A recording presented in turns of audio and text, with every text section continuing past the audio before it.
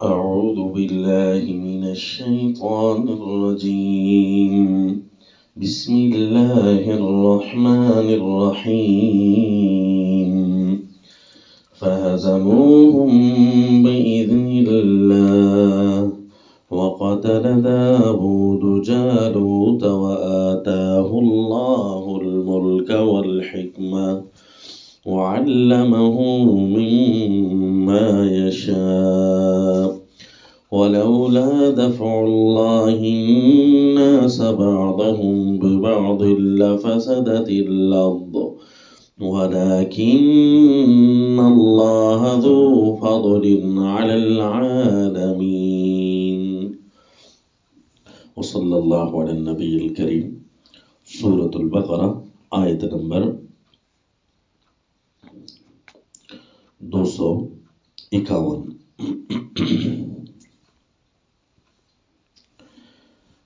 یہ آخری آیت ہے اس دوسری تاکید کی جو تاکید چلی تھی الم تر الی الملأ من بنی اسرائیل من بعد موسیٰ. جیسا کہ آپ کو عرض کیا کہ یہاں پر تاکیدات چل رہی ہیں، احکام کے بعد سلسلہ تاکیدات ہے. پہلی تاکید گزری تھی، اس کا خلاصہ تھا الموت والحیات للہ، وہ تھی الم تر الی الذین خرجوا. اور یہ بھی کہا تھا کہ دو تاکید کا ایک ڈیزائن ہوگا. الم تر الی الملأ، الم تر الی الذین خرجوا، یہ بھی تنویر کے رنگ میں آئی الم تر کے صیغہ سے، اور الم تر الی الملأ من بنی اسرائیل یہ بھی تنویر کے رنگ میں آئی. اس تاکید کا خلاصہ کیا ہے؟ فضیلت الصابرین و حزیمت الظالمین. تو یہ اس تاکید یہ جو دوسری چل رہی ہے، اب اس کی آخری آیت آ گئی فضیلت الصابرین اور حزیمت الظالمین. سارا واقعہ آپ نے پڑھا، اس کے اندر صابرین کی جگہ جگہ فضیلت ہے، یعنی مشن حق پر ڈٹ جانے والے. اور اب ان کا تعارف اور خلاصہ بھی سامنے آئے گا ترتب کے طور پر، اور ظالمین کی ہزیمت اور ان کی شکست بھی سامنے آئے گی. اب آپ دیکھیں فہزموہم بإذن اللہ سے لے کر ولیکن اللہ ذو فضل علی العالمین تک جملے کتنے بنتے ہیں. تو پہلے یہ ترجمہ سنیں اور جملے نوٹ کریں، پھر ان کا ترتب چیک کریں گے کہ وہاں پر کیا بات ہوئی. فہزموہم بإذن اللہ، فرمایا کہ اصحاب طالوت نے، مجاہدین نے شکست دے دی ان کو. کون؟ جالوت اور اس کے جنود لشکروں کو. بإذن اللہ، اللہ تعالیٰ کے حکم سے، اللہ کی توفیق سے، اللہ کے حکم سے، اللہ کی اجازت سے. اس لفظ کے اندر کافی وسعت ہے، اس وسعت کے اندر ساری چیزیں شامل ہوتی ہیں. بإذن اللہ سے مراد اللہ کے حکم سے، اللہ کی اجازت سے، اللہ کی توفیق سے، اللہ کی طاقت سے، یعنی اذن اللہ کا چل رہا ہے. تو حالانکہ سامنے ایک لشکر نہیں تھا، کئی لشکر تھے، جنود اور جالوت ان سب کا بڑا تھا. اب جب ان کو شکست دی وقتل داود جالوت، اور داود علیہ السلام نے قتل کر دیا جالوت کو.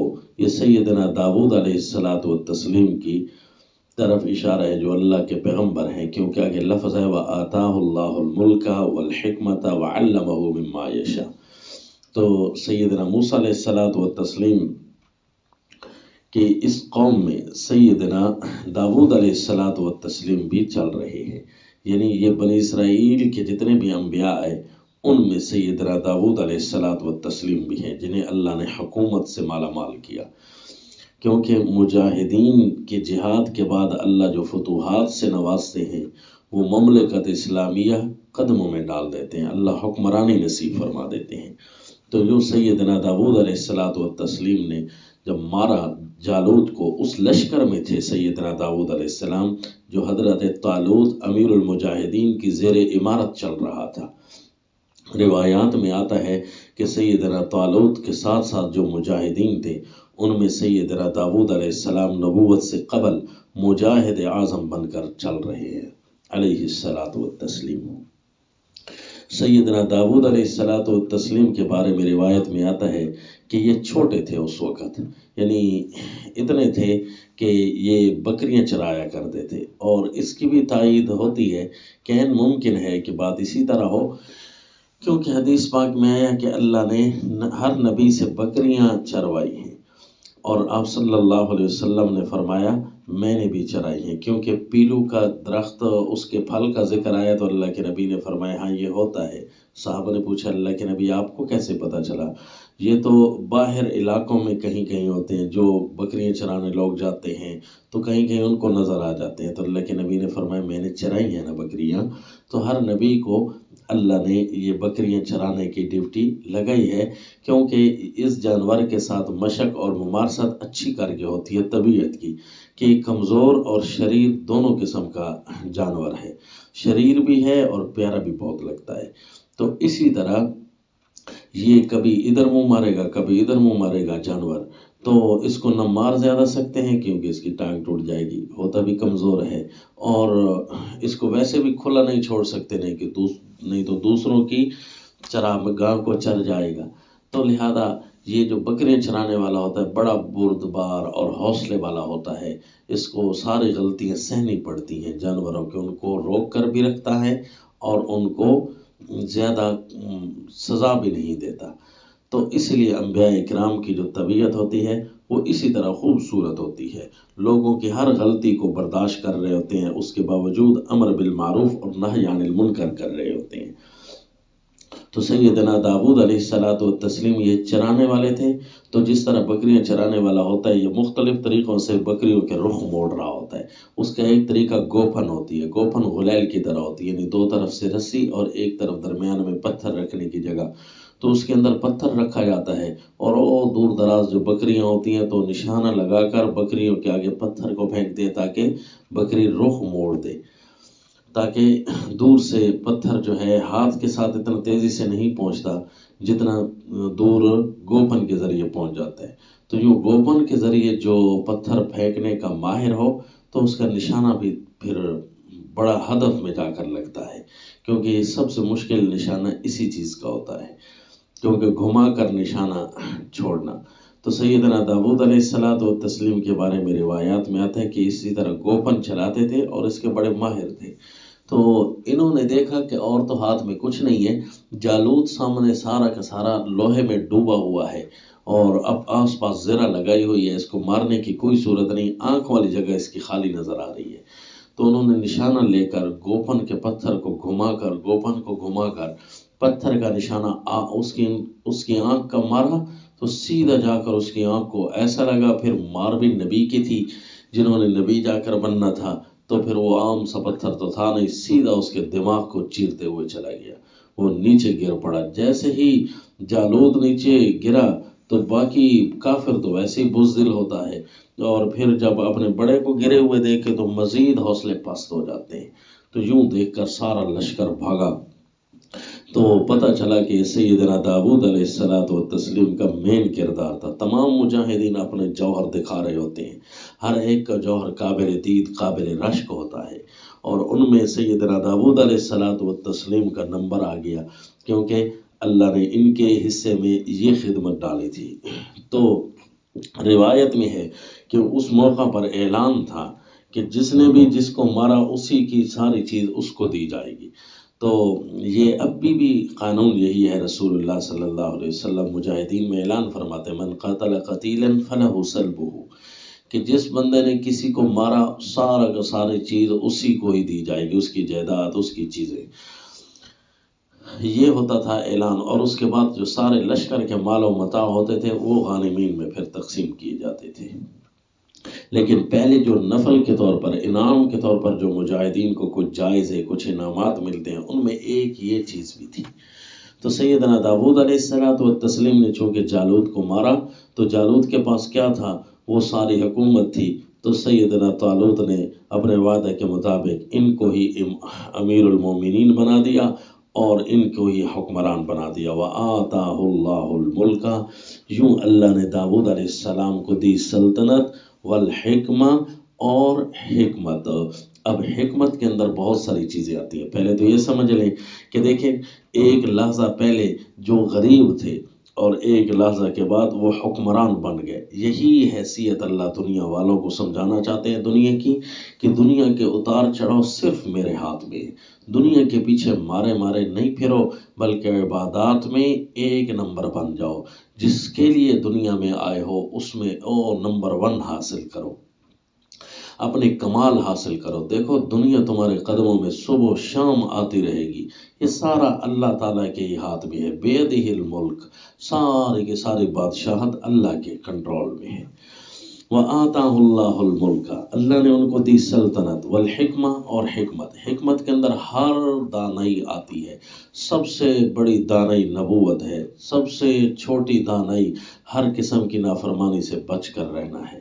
تو یوں سیدنا داؤد علیہ الصلاۃ والتسلیم کو بڑی سے لے کر چھوٹی ہر قسم کی حکمت دی گئی، یعنی نبوت بھی دی گئی۔ اور پھر جب نبوت آ جائے تو پھر تو تقوی کے اعلیٰ معیار پر ہوتے ہیں انبیاء کرام علیہم الصلاۃ والتسلیم۔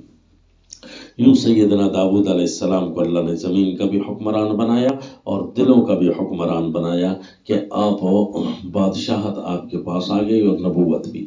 وَعَلَّمَهُ مِمَّا يَشَاءُ، اور پھر اللہ نے ان کو سکھائی وہ چیزیں جو چاہیں۔ یہ جملہ کیوں بتایا، یہ ابھی ترتب میں سمجھ آئے گا۔ آگے دیکھیے جی، وَلَوْلَا دَفْعُ اللَّهِ النَّاسَ بَعْضَهُمْ بِبَعْضٍ لَفَسَدَتِ الْأَرْضُ، ساتھ یہ بھی سن لو کہ یہ جو لشکروں کی ٹکر ہوتی ہے اور اس میں مجاہدین غالب آتے ہیں، اگر یہ کام نہ ہوتا، لوگوں کا ایک دوسرے کے ساتھ دفع کرا دینا، یہ اللہ کا یہ نظام نہ ہوتا تو لفسدت الارض، نہ ہوتا دفع کرا دینا اللہ کا لوگوں کو، بعضهم ببعض، ایک دوسرے کے ذریعے، لفسدت الارض، ملک کے اندر، زمین کے اندر فساد برپا ہو جاتے، خرابیاں آ جاتی۔ دیکھتے نہیں ہو کہ جتنے بھی حکمران، کفر کے حکمران حکمرانیاں کر رہے ہوتے، صبح و شام منمانیاں، ظلم و ستم اور ڈاکے چوریوں کے پہاڑ کھول رہے ہوتے ہیں، مہذب طریقے سے لوگوں کو نوچ رہے ہوتے ہیں، ان کے خون پسینے لے رہے ہوتے ہیں، ہر بندہ بد دعائیں دے رہا ہوتا ہے حکمرانوں کو۔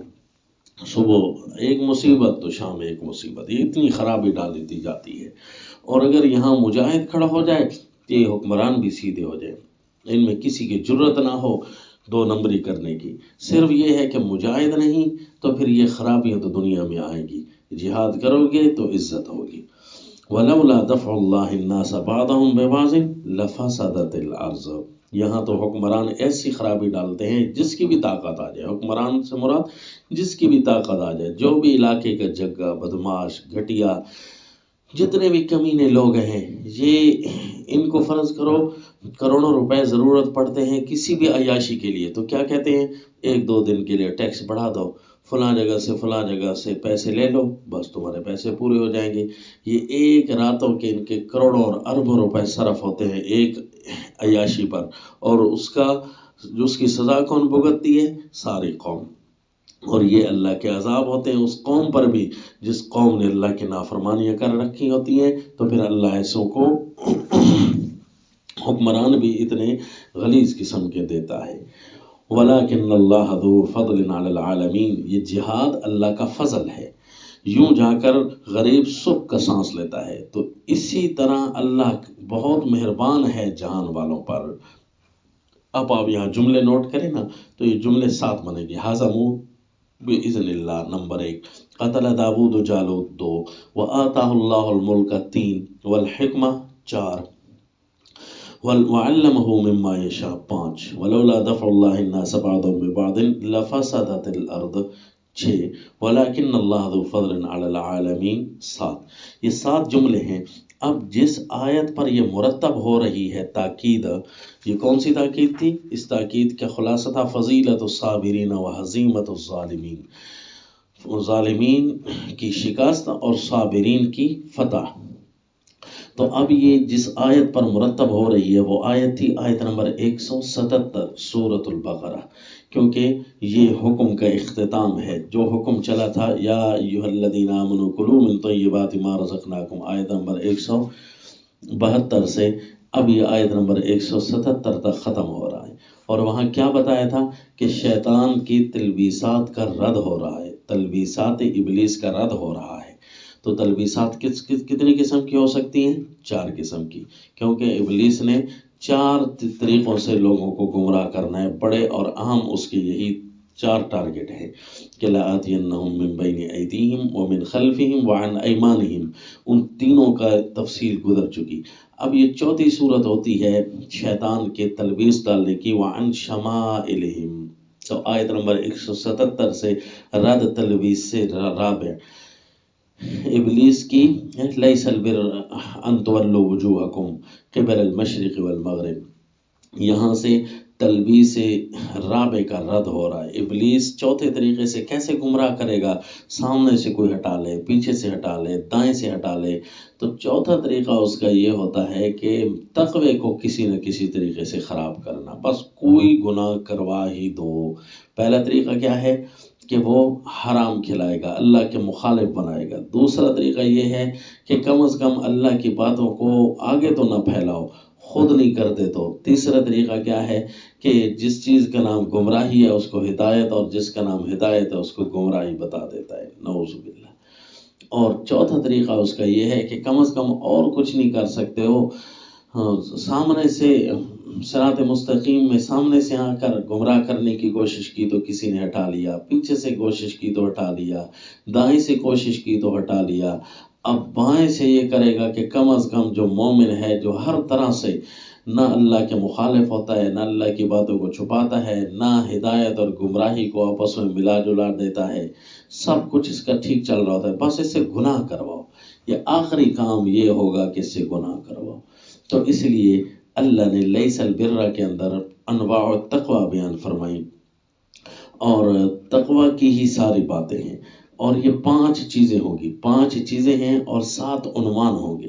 وہاں بھی 7 جملے تھے تو یہاں بھی 7 عنوان ہوں گے۔ پہلے تو 5 چیزیں اس آیت کی گن لینا، پھر 7 عنوان گنتے ہیں۔ ولیکن البر، لوگوں نیکی صرف یہ تو نہیں ہے کہ مشرق اور مغرب کی طرف منہ کرتے پھرو، یہ تو نماز پڑھنا تو ایک حصہ ہے، نیکی یہ بھی ہے، صرف یہ نیکی نہیں ہے کہ مشرق کی طرف منہ کرو یا مغرب کی طرف منہ کرو، عبادات کے چند رسومات ادا کر کے بس نہیں، نیکی تو آگے بھی کھڑی ہے۔ یہ نیکی کے 5 طریقے ہیں۔ وَلَٰكِنَّ الْبِرَّ مَنْ آمَنَ بِاللَّهِ وَالْيَوْمِ الْآخِرِ وَالْمَلَائِكَةِ وَالْكِتَابِ وَالنَّبِيِّ، یہ ایک چیز ہے، یعنی ایمان تمہارا کامل ہو، اس کو کہتے ہیں ایمانیات، 5 چیزیں۔ دوسرا وَآتَ الْمَالَ عَلَىٰ حُبِّهِ ذَوِي الْقُرْبَىٰ وَالْيَتَامَىٰ وَالْمَسَاكِينَ وَابْنَ السَّبِيلِ وَالسَّائِلِينَ وَفِي الرِّقَابِ، یہ دوسری چیز تھی، معاملات، ایمانیات تمہارے کامل ہوں۔ نمبر 2، معاملات تمہارے کامل ہوں۔ اور تیسری چیز وَأَقَامَ الصَّلَاةَ وَآتَ الزَّكَاةَ، عبادات، یعنی عبادات تمہاری کامل ہوں، ایمانیات، معاملات، عبادات۔ اور چوتھی چیز وَالْمُوفُونَ بِعَهْدِهِمْ إِذَا عَاهَدُوا، آداب تمہارے درست ہوں، جس چیز کا جو بھی ادب ہے اس کو پورا کرو، معاہدے اپنے پورے کرو۔ اور 5ویں چیز ہے وَالصَّابِرِينَ فِي الْبَأْسَاءِ وَالضَّرَّاءِ وَحِينَ الْبَأْسِ، اخلاقیات، اخلاقیات تمہارے پورے ہوں۔ اب یہ 5 چیزیں انواع التقوی، تقوی کی 5 قسمیں بیان کی، ایمانیات، معاملات، عبادات، آداب، اخلاقیات۔ شیطان کسی ایک نہ ایک گھاٹی میں تمہیں خراب کرنے کی کوشش کرے گا، کبھی ایمان کمزور تو کبھی معاملات میں 2 نمبری، کبھی عبادات میں سستی تو کبھی آداب میں خلاف ورزی، کبھی اخلاقیات کا زوال۔ یہ چوتھا کام کر کے شیطان کہتا ہے نہیں بچ سکتا کوئی مجھ سے، نعوذ باللہ۔ وَلَا تَجِدُ أَكْثَرَهُمْ شَاكِرِينَ، اللہ نے بھی اسی پرزور انداز میں ارشاد فرمایا، نہیں انما سلطانہ علی الذین یتولونہ، کہ شیطان کا زور تو اسی پر چلتا ہے نا جو شیطان کے دوست بناتے ہیں۔ انہ لیس لہ سلطان علی الذین آمنوا، سورۃ النحل میں بھی فرمایا کہ مومنوں پر اس کا کوئی زور نہیں چلتا۔ اب مومن اپنے آپ کو بناتے رہیں صبح و شام، جس طرح یومیہ جسم کی خوراک کی ضرورت ہوتی ہے، مومن کو اپنے ایمان کو کامل کرنے کی یومیہ ضرورت ہوتی ہے، بلکہ یومیہ 5 ٹائم ضرورت ہوتی ہے۔ وہ عبادات کے اندر تو ہوتے ہی ہیں، اور عبادات کے اندر جو بھی اس 2 ٹائموں کے درمیان جو بھی کمی آتی ہے، پھر اگلے ٹائم میں وہ معافیاں کرا لیتا ہے اور اس کے ازالے کرا رہا ہوتا ہے۔ تو یہ 5 ٹائم کی حاضری اس کی تکمیل کے لیے۔ تو دیکھا 5 انواع تقوی بیان کر دیں کہ شیطان تمہیں گمراہ نہیں کر سکے۔ اب ان 5 چیزوں کو دیکھیں 7 رنگ میں کیسے بیان کیا، اب وہ جملے نوٹ کریں۔ پہلا جملہ تھا نا فَحَزَمُوهُمْ بِإِذْنِ اللَّهِ، اس جملے کا ترتب ہوگا کس پر؟ وَلَكِنَّ الْبِرَّ مَنْ آمَنَ بِاللَّهِ وَالْيَوْمِ الْآخِرِ وَالْكِتَابِ وَالنَّبِيِّينَ پر، کہ دیکھیں جو بندے مومن ہو کر شکست دے دیتے ہیں کافروں کو تو ان کا ایمان کتنی چیزوں میں کامل ہوتا ہے۔ ان کا ایمان دیکھو، من آمن باللہ والیوم الآخر، اللہ اور آخرت کا ذکر، یہ تو کئی دفعہ آپ کو بتایا کہ مبدا اور معاد کا ذکر ہوتا ہے، یعنی ابتدا اور انتہا کا ذکر کر دیا، درمیان والی چیزیں خود بخود اندر آ گئی، یعنی ان کی ابتدا اور انتہا کامل ہے۔ نمبر 1 ایمان میں، والملائکتی والکتاب والنبیین، اور فرشتوں پر ان کا ایمان کامل ہے کیونکہ یہ اللہ کے احکام کی سند ہوتے ہیں۔ فرشتے اللہ کے احکام کو انبیاء تک پہنچاتے ہیں نا، تو یہ سند ہوتی ہے۔ والکتاب، اور کتاب ایمان کو بیان کرنے والی چیز ہوتی ہے۔ کتاب یہ اللہ کے پیغام ہوتے ہیں، جو فرشتے اس پیغام کو لے آنے والے ہوتے ہیں۔ والنبیین، اور نبی پھر اس کتاب کو سمجھاتے ہیں۔ یوں جا کر ایمان کی سند کامل ہوتی ہے اور براہ راست وہ اللہ کا حکم بندوں تک پہنچتا ہے۔ تو ان میں کسی چیز کے اندر ان کے ایمان میں کمی نہیں ہوتی۔ یہ ہوتے ہیں مومن کہ اللہ پر اور آخرت پر، یعنی شروع سے لے کر انتہا تک ان کا ایمان ہوتا ہے۔ سند ایمان، بیان ایمان والی کتاب اور سمجھانے والے نبی، ان ساروں پر ان کا ایمان کامل ہوتا ہے نا، تو یوں اب مجاہد دوسروں کو شکست دے سکتا ہے۔ انتم الاعلون ان کنتم مؤمنین، اگر کسی جگہ بھی ایمان خراب ہوا نا تو شکست نہیں دے سکیں گے، کیونکہ یہ خود ایمان میں ناقص ہیں، تو پھر کافر کون ہوگا؟ یہ مارنے والا کافر ہے یا مرنے والا کافر ہے؟ مارنے والا مومن ہونا تب اس کو فتح ملتی ہے۔ تو فَحَزَمُوهُمْ بِإِذْنِ اللَّهِ، یہ جملہ مرتب ہوا کس پر؟ اسی ایمانیات پر مرتب ہوا۔ اب دوسرا جملہ دیکھیے کیا تھا؟ وَقَتَلَ دَاوُودُ جَالُوتَ، کہ سیدنا داؤد علیہ السلام نے جالوت کافر کو مار ڈالا۔ اب اس کا حصہ کس پر مرتب ہوگا؟ اور دوسری چیز پر مرتب ہوا، وَآتَى الْمَالَ عَلَى حُبِّهِ ذَوِي الْقُرْبَى وَالْيَتَامَى وَالْمَسَاكِينَ وَابْنَ السَّبِيلِ وَالسَّائِلِينَ وَفِي الرِّقَابِ، یعنی معاملات جس کے سیدھے ہونا، تو اللہ کریم اس کو پھر فتح ہی صرف نہیں دیتا، کمال کی فتح اس کو دیتا ہے۔ سیدنا داؤد علیہ السلام ساروں کو فتح ملی، لیکن سیدنا داؤد علیہ السلام اس میں نمبر لے گئے، کیونکہ معاملات میں 100% کامل تھے، حتیٰ کہ جانوروں کے ساتھ بھی معاملات میں 100% کامل ہوں۔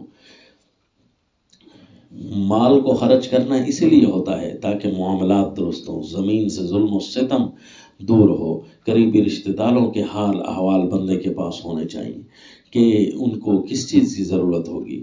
والیتامہ، آس پاس دیکھنا چاہیے کوئی یتیم ہیں جن کا سہارا کوئی نہیں ہے، چلے میں بن جاؤں۔ کوئی مسکینوں کو دیکھیں جن کے پاس کچھ نہیں ہوتا، قریبی رشتہ دار بھی نہیں ہیں بھی مسکین، تو یہ مومن ہے یا کافر اس کا ذکر نہیں ہے، دیکھ کر رکھیں کہ غریب کون ہے، اس کے لیے رحمت کا سمہ بن کر رہے۔ اسی لیے تو کہتے ہیں نا، کوئی عقل مند اور مخیر علاقے میں موجود ہو تو غریبوں اور یتیموں کے لیے وہ رحمت کا سمہ ہوتا ہے۔ تو اس لیے جس علاقے میں بھی رہیں وہاں کے غریبوں اور مسکینوں کی خبر گیری کر کے رکھیں تاکہ ان کے لیے رحمت کا سمہ بن کر رہے بندہ۔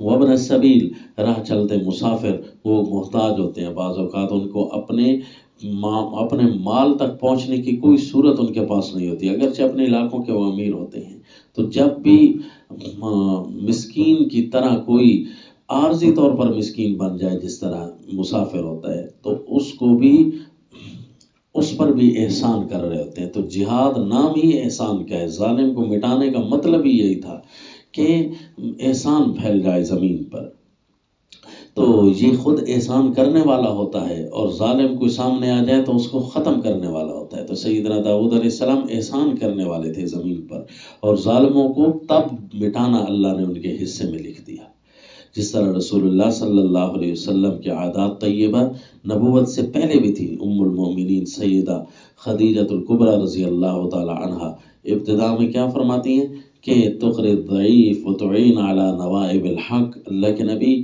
آپ تو یتیموں مسکینوں کے حال پر خصوصی رحمت کرتے ہیں، مہمانوں کی قدر کرتے ہیں، اور جس تکلیف آ جائے تو لوگوں کے آپ مددگار بنے ہوئے ہوتے ہیں، اللہ آپ کو اکیلا کبھی نہیں چھوڑیں گے۔ تو یوں وسائلین اور مانگنے والوں کو بھی دیتے ہیں، یعنی کہیں ایسا بھی بندہ پہنچ جائے کہ اس کو نہیں پتہ چل سکے کہ غریب مسکین کہیں موجود ہے، تو وہ مانگنے والا خود آ کر اپنے حالت کو بیان کر دیتا ہے کہ میرے پاس یہ حالت ہے، تو اس کو بھی خالی ہاتھ نہیں جانے دیتے۔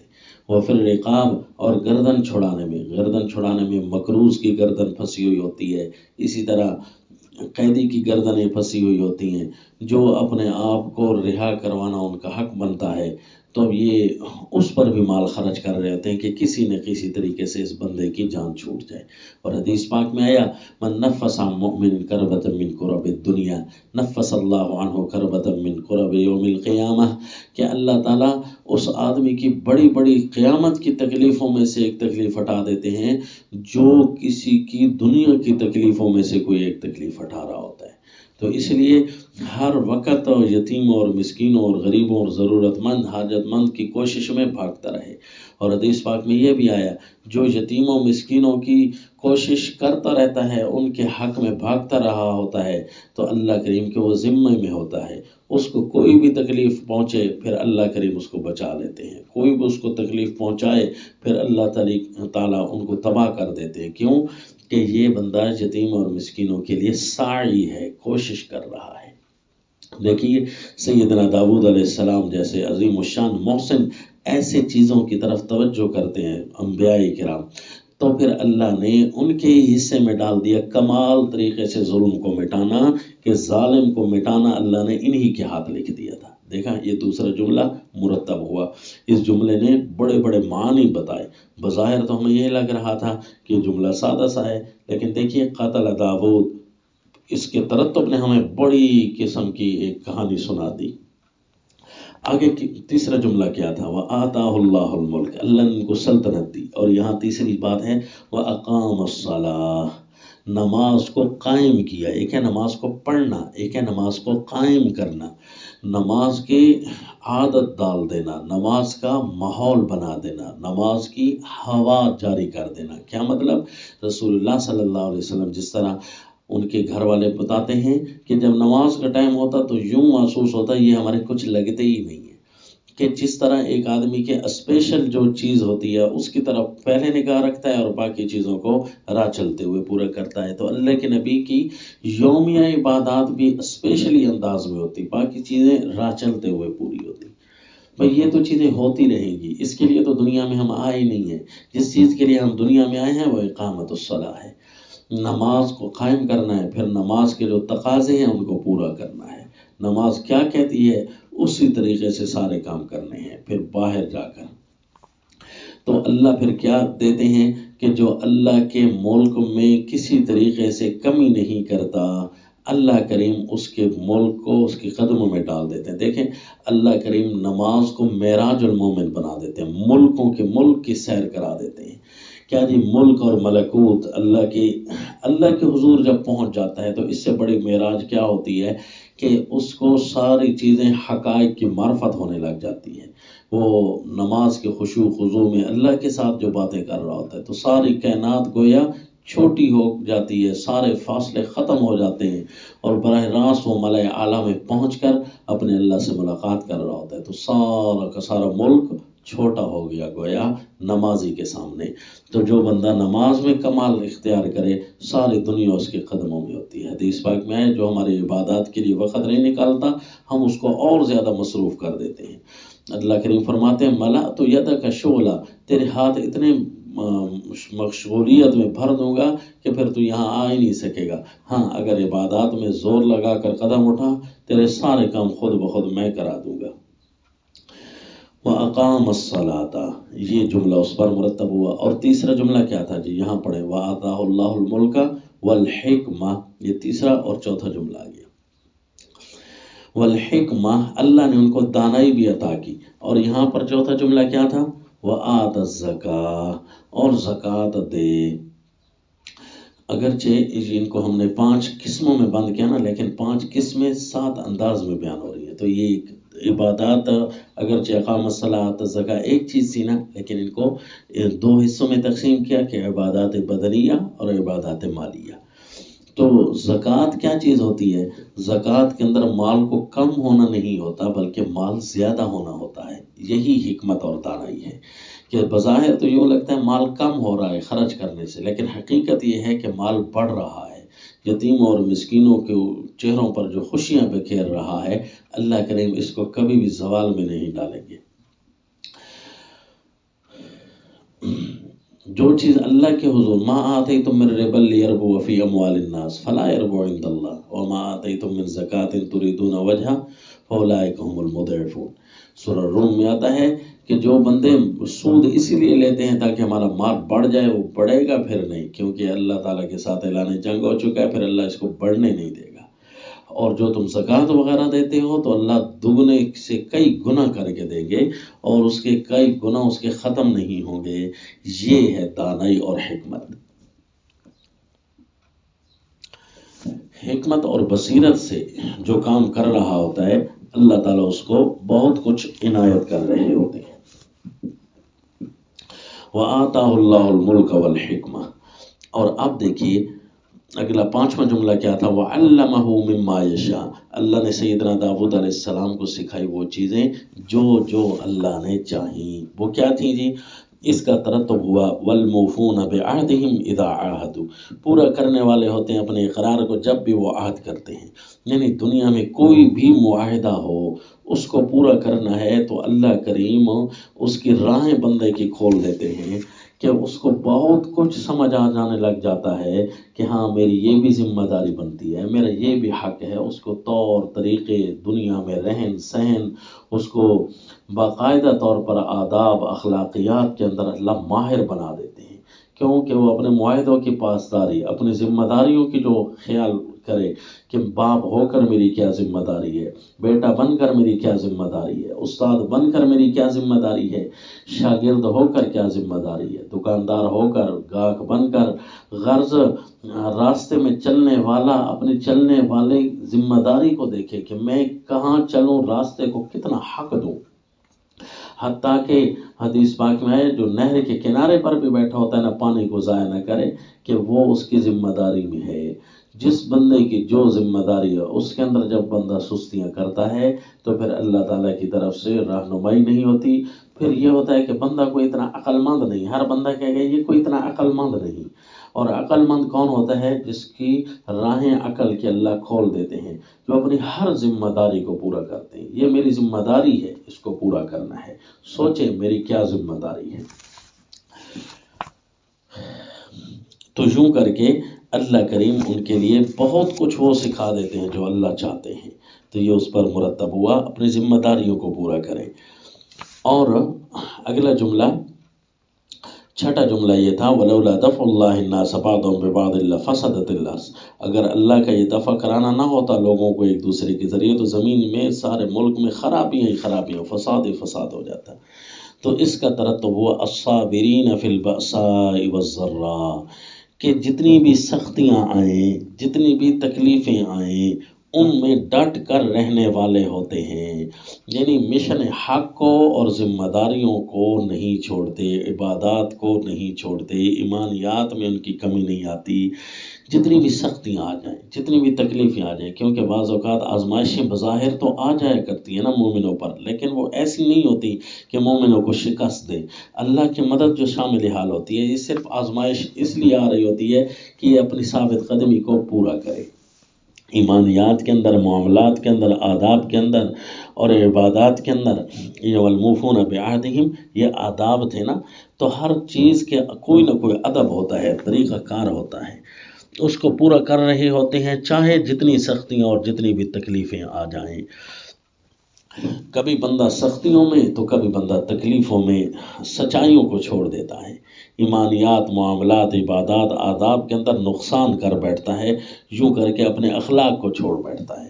نہیں، اخلاق کو پورا کرے، یہ چھٹا جملہ تھا۔ اور 7واں جملہ وہاں کیا تھا کہ وَلَٰكِنَّ اللَّهَ ذُو فَضْلٍ عَلَى الْعَالَمِينَ، لیکن اللہ فضل والے ہیں جہان والوں پر۔ تو یہاں پر 7واں جملہ کون سا ہے؟ وَحِينَ الْبَأْسِ، کہ صبر کرنا ہے سختیوں میں اور تکلیفوں میں، خصوصاً لڑائی میں پہنچ کر کئی بڑے بڑے حکمران بھی وہ دوسروں کے تلوے چاٹنے لگ جاتے ہیں، وہ عبادات، معاملات، ایمانیات، آداب کو چھوڑ دیتے ہیں اور اخلاقیات کے زوال میں پہنچ جاتے ہیں، ایک دوسرے سے بڑے ظالم سے چھوٹا اتنا ڈرنے لگ جاتا ہے کہ خود بھی ظالم بن جاتا ہے، اللہ تعالیٰ کے حقوق کی پاسداری کو چھوڑ دیتا ہے، کفر کے ساتھ مل جاتا ہے ڈر کی وجہ سے۔